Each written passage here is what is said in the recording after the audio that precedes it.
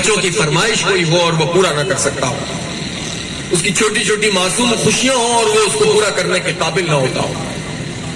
کتنے لوگ ایسے ہیں؟ آپ اس شہر کراچی کی بات کریں، 3 کروڑ سے زائد لوگ رہتے ہیں یہاں.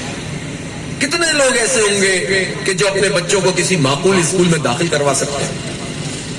کروڑوں کی تعداد میں وہ لوگ موجود ہیں، لاکھوں کی تعداد میں وہ گھرانے ہیں جو اپنے بچوں کو بہت سستی سی تعلیم بھی نہیں دلوا سکتے ہیں. ان کے دل پہ کیا گزرتی ہوگی جن کے پاس کوئی کنوینس نہ ہو، جن کے پاس کھانے پینے کی چیز نہ ہو. کتنے لوگ ایسے ہوتے ہیں جو سفید پوش ہوتے ہیں، کسی کے آگے ہاتھ بھی نہیں پھیلا سکتے، وہ بھوک برداشت کر لیتے ہیں لیکن کسی سے کہتے نہیں ہیں. یہ درد وہی جان سکتا ہے کہ جو خود بھوکا رہا ہو، جو فکر وہی کر سکتا ہے کہ جو خود چٹائی پہ سویا ہو، جو لوگوں کے درمیان موجود ہوتا ہو. اور آپ صلی اللہ علیہ وسلم کی ذات گرامی اگر کوئی قائد ہے تو اس قیادت کا سب سے بڑا مینارہ حضور پاک صلی اللہ علیہ وآلہ وسلم. اس خندق میں آپ اس طرح سے موجود ہیں اور کفار کا مقابلہ کر رہے ہیں. پھر اللہ تعالیٰ نے جب سب لوگوں نے قربانی دی، ایثار کیا، بھوک کو برداشت کیا، تنگی کو برداشت کیا، خوف کو برداشت کیا اور جہاد کے لیے تیار ہوئے، خندق کو کھودا، تو پھر وہی وقت ہے قسم پرسی کے اس عالم میں. ایک چٹان تھی جو نہیں ٹوٹ رہی تھی. لوگوں نے کہا رسول اللہ یہ چٹان ٹوٹ نہیں رہی ہے، پتھریلا سا علاقہ ہے، کیسے ہم خندق کھودیں؟ آپ صلی اللہ علیہ وسلم نے کدال لی، آپ نے اس پتھر کے اوپر ماری، چنگاری نکلی. آپ صلی اللہ علیہ وسلم نے فرمایا قیصر فتح ہو گیا. قیصر کون تھا؟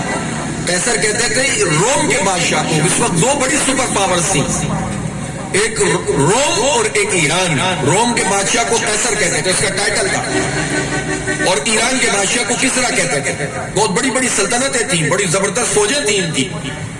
حال کیا ہے کہ کفار کے نرغے میں ہے، بھوک لگی ہوئی ہے، پیٹ پہ پتھر بندھے ہوئے ہیں اور قیادت موجود ہے، لیکن چنگاری نکلی ہے تو بشارت دے رہا ہے، امید دلا رہے ہیں آپ صلی اللہ علیہ وسلم کہ قیصر فتح ہو گیا. اور یہ کوئی عام آدمی نہیں، یہ وہ فرما رہے ہیں جن کے اوپر وحی نازل ہوتی تھی. اور پھر دوسری کدال ماری، پھر چنگاری نکلی، کہا کسرا فتح ہو گیا. تو مشکل حالات میں لوگوں کو خوشخبریاں دینے والے، تنگی اور پریشانی میں لوگوں کے ساتھ کھڑے ہونے والے، کفار کے نرغے میں ایثار اور قربانی کا پیکر بننے والے، خوف کے عالم میں ایمان کا مظاہرہ کرنے والے اور اپنے ساتھیوں کے ساتھ مل کر اس ریاست کو مضبوط کرنے والے جو اللہ کے نام پر بنی تھی. یہ ہمارے نبی پاک صلی اللہ علیہ وآلہ وسلم. یہ ہے لقد کان لکم فی رسول اللہ اسوۃ حسنہ. ان میں سے کتنی باتیں ہیں جو ہمیں پتہ چلتی ہیں کہ در حقیقت رسول اللہ صلی اللہ علیہ وسلم کی زندگی میں ہمارے لیے بہترین اسوہ ہے، بہترین طریقہ ہے.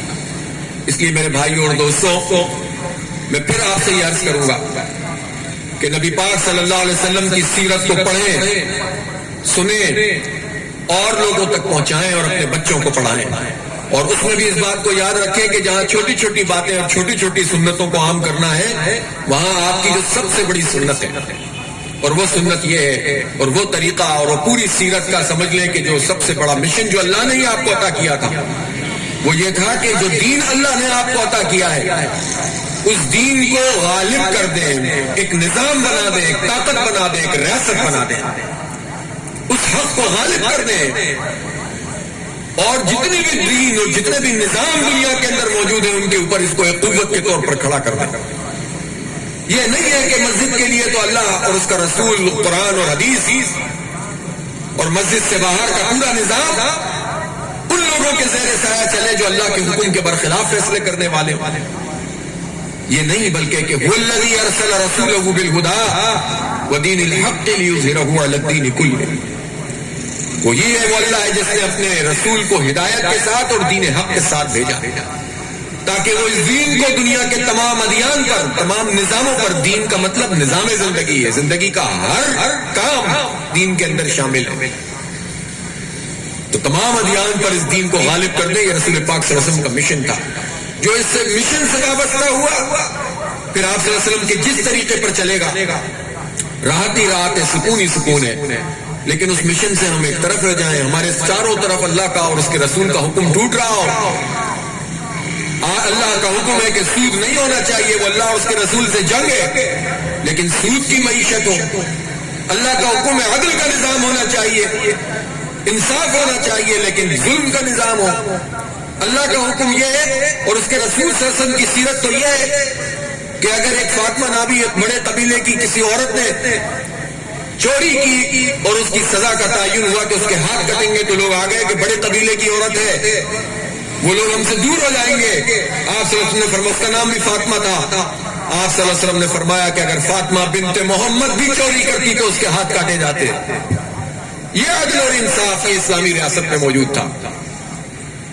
اللہ کا حکم ہے، اس کے رسول کا حکم ہے کہ عدل ہو، لیکن انصاف کا نظام نہیں۔ آپ مجھے بتائیں، نظام تو موجود ہے نہ کوئی عدالتوں کا، ان عدالتوں میں انصاف ملتا ہے؟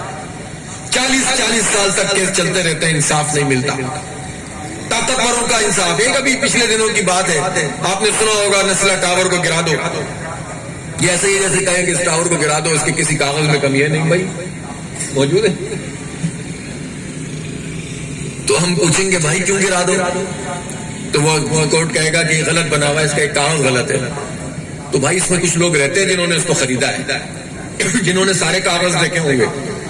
نسلا ٹاور والوں نے بھی سارے کاغذ دیکھے، سارے اپروول موجود تھے۔ کسی ایک چیز کی اگر کمی تھی تو ان لوگوں کو تو نہیں پتا۔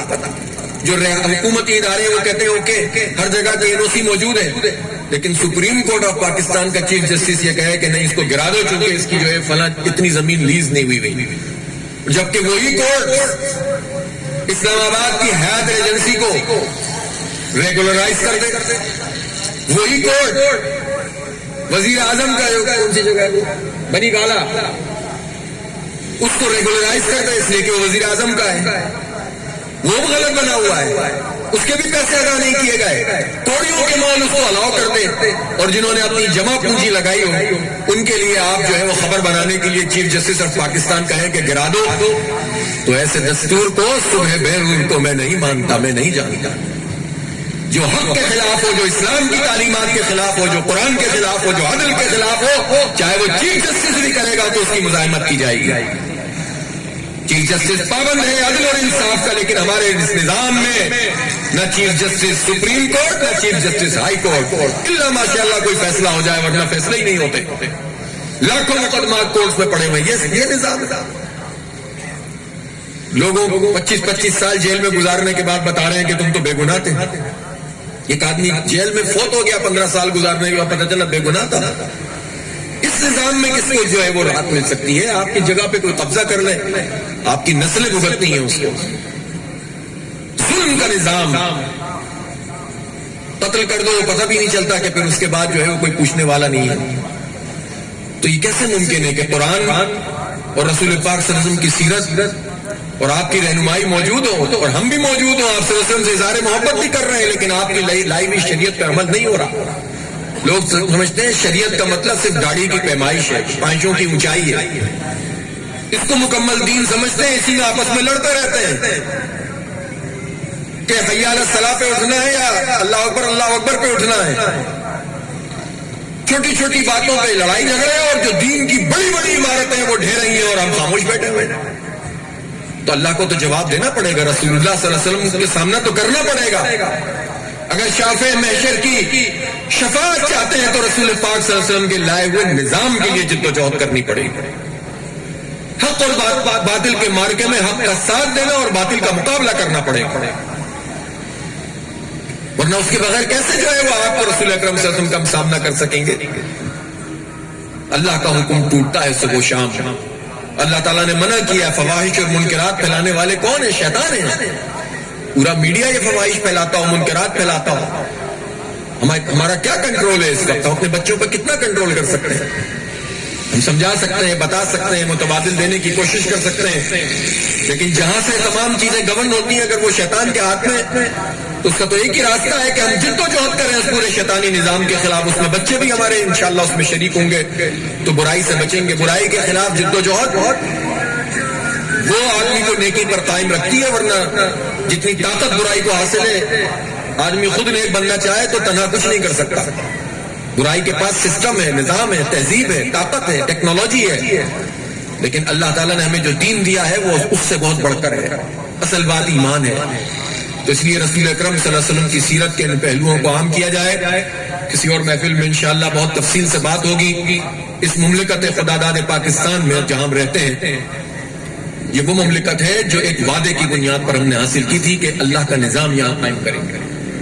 کتنے لوگوں نے، کتنی بچوں، عورتوں نے، لڑکیوں نے اندھے کنویں میں چھلانگ مار دی تھی اپنی عزت بچانے کے لیے جب ہجرتیں ہو رہی تھیں.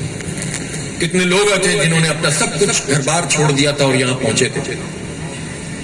اس جگہوں پر زیادہ تحریک چلی کہ جہاں جن کو پاکستان میں شریک نہیں ہونا تھا. پورے مشرقی پنجاب سے جو قافلے آئے، کتنی تو ٹرینیں ایسی تھی کہ جب ٹرین پہنچی تو اس میں کوئی زندہ موجود نہیں تھا. یہ قربانیاں دی تھیں، اس لیے دی تھیں، اس نظام کے لیے، اس ظلم کے لیے، انسانیت کے لیے، تعصبات کے لیے، محرومیوں کے لیے، ظلم پھیلانے کے لیے، مہنگائی اور بے روزگاری کی آگ میں جلانے کے لیے. خود مزے کرو اور لوگوں سے کہو کہ 100 کے بجائے 91 دانے کھاؤ چینی کے.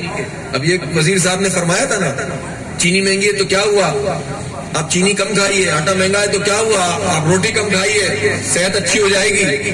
اور وہ وزیر موصوف ہوئے جن سے وہ ملی تھی نا بوتلیں، جس کو وہ شہد کی بوتلیں، وہ اپنا شہد ختم نہیں کریں گے، ہماری چینی ختم کرنے کے چکر میں لگے ہوتے ہیں. اور وہ جو شہد پینے والے لوگ ہیں وہ ریاست مدینہ کا تحفظ کرنے والے وزیر اعظم کے بالکل ٹاپ کے ساتھی ہیں. تو ان لوگوں سے اگر کوئی یہ توقع رکھتا ہے کہ ہمارے حالات بدل جائیں گے تو رکھتا رہے اور دھوکہ کھاتا رہے. ایک پارٹی کا مسئلہ نہیں ہے، اب ایک آوا ہی بگڑا ہوا ہے. یہ سارے وہ لوگ ہیں جو کل دوسرا کوئی آئے گا تو اس کے ساتھ لگ جائیں گے، تیسرا آئے گا اس کے ساتھ لگ جائیں گے. ان کے ساتھ جتنے ہیں وہ بھی پچھلوں کے ساتھ لگے ہوئے تھے. اب تو آج کل تو ساری چیزیں آتی ہیں. تو اس لیے مسئلہ کسی ایک پارٹی فرد کا نہیں ہے، مائنڈ سیٹ کا ہے، سسٹم کا ہے. اس سسٹم کو بدلنے کی جد و جہد کرنی ہے.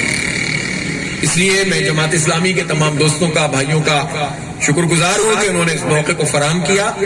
اور ہم یہ آپ سے کہتے ہیں کہ جہاں جماعت اسلامی آپ کے حقوق کے لیے، آپ کے مسائل کے حل کے لیے جد و جہد کر رہی ہے، وہ ہم اس لیے کرتے ہیں کہ یہ بھی دین کا تقاضا ہے کہ اگر معاشرے میں کوئی ظلم موجود ہے تو اس کے خلاف آواز اٹھائی جائے اور لوگوں کو اکٹھا کیا جائے.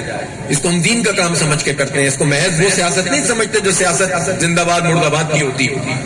جماعت اسلامی دین کی اقامت کی تحریک ہے، دین کو قائم کرنے کی، دین کو مکمل نظام کی صورت میں، حکومت اور ریاست کی صورت میں، قوت نافذہ جس کے پاس ہو، فیصلوں پر عمل درآمد کرنے کی صلاحیت جس حکومت کے پاس ہو، اس کی جد و جہد ہے. ایک طویل جد و جہد ہے.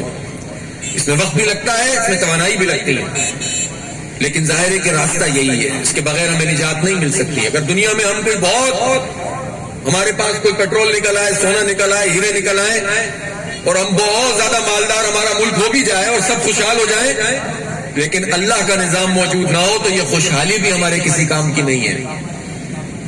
وہ بدحالی اللہ کو پسند ہوگی کہ جو اللہ کی محبت میں اور اللہ کے دین پر قائم رہتے ہوئے جد و جہد کرتے ہوئے. وہ الگ بات ہے کہ اللہ کا یہ وعدہ ہے کہ جب تم اللہ کی مرضی کا نظام قائم کرو گے، زمین تمہارے لیے جو ہے وہ خزانے اگلے گی اور آسمان سے اللہ کی رحمتوں کی بارش ہوگی.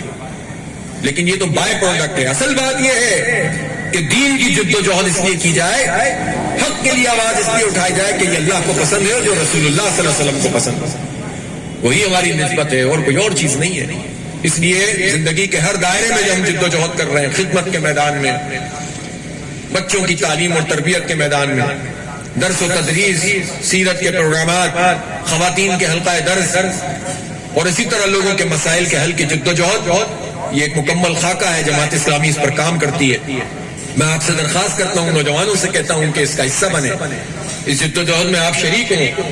مختلف طریقوں سے، مختلف اچھے طریقے سے معاشرے میں خیر کی قوتوں کو آگے بڑھانے کا یہ کام ہے تاکہ بدی کے مقابلے میں نیکی کو منظم کریں، مجتمع کریں، طاقت بنے.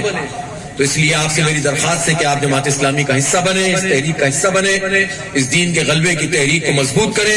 انشاءاللہ آج نہیں تو کل، کل نہیں تو پرسوں اس دین کو پوری دنیا پر غالب ہونا ہے انشاءاللہ تعالی.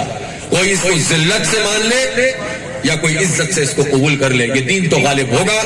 ہمارے حصے میں کیا آئے گا یہ میرے اور آپ کے لیے سوال ہے. ہمارے لیے ایک ہی کام ہے، ہم جد و جہد کرتے ہوئے اس دنیا سے رخصت ہو جائیں، کامیاب ہو جائیں دنیا میں تو انشاءاللہ ہمیں خوشی ملے گی. اور اگر ہم اس دنیا سے جد و جہد کرتے ہوئے گزر جائیں تو اصل کامیابی تو آخرت کی ہے. وآخر دعوانا الحمدللہ رب العالمین.